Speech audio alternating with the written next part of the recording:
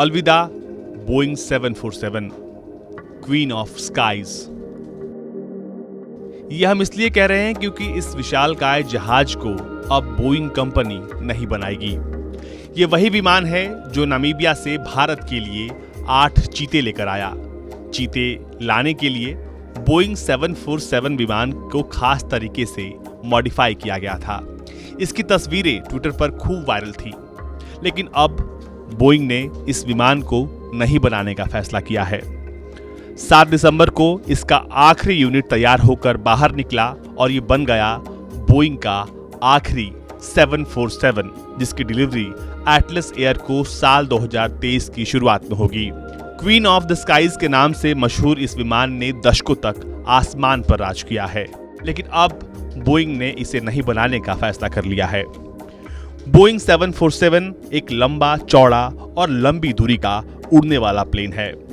इसकी पहली उड़ान 9 फरवरी 1969 में हुई थी। इस विमान का एक वेरिएंट है बोइंग VC-25, जो अमेरिकी राष्ट्रपति का एयरफोर्स 1 विमान पहले बनता था। इस विमान को 3 लोग मिलकर उड़ाते थे।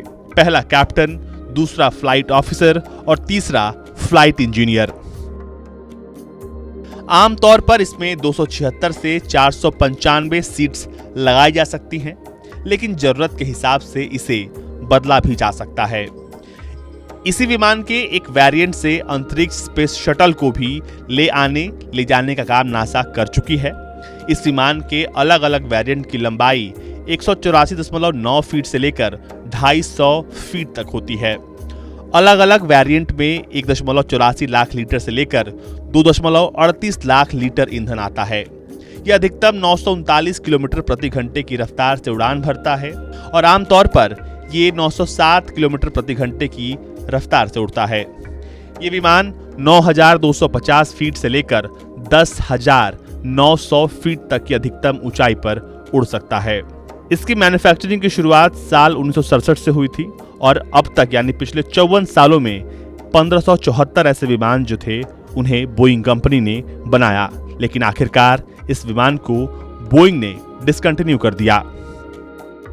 अब आपने सुना होगा डूम्सडे प्लेन के बारे में। असल में बोइंग 747 विमान को ही मॉडिफाई करके डूम्सडे प्लेन बनाया गया। आपको बता दें कि 28 फरवरी 2022 को अमेरिका ने ये विमान उड़ाया जो परमाणु बम के हमले से उसमें बैठे लोगों को बचा सकता था। इसे nuclear bomb resident doomsday plane यानी कयामत के दिन का विमान भी कहा गया। आपको बता दें कि भारत में बोइंग 747 पहले भारत के राष्ट्रपति और प्रधानमंत्री के विमान के तौर पर इस्तेमाल हुआ करता था। इस पर एयर इंडिया 1 लिखा रहता था और आमतौर पर प्रधानमंत्री विदेशी दौरे के लिए इसी बोइंग 747 जेट का इस्तेमाल करते थे।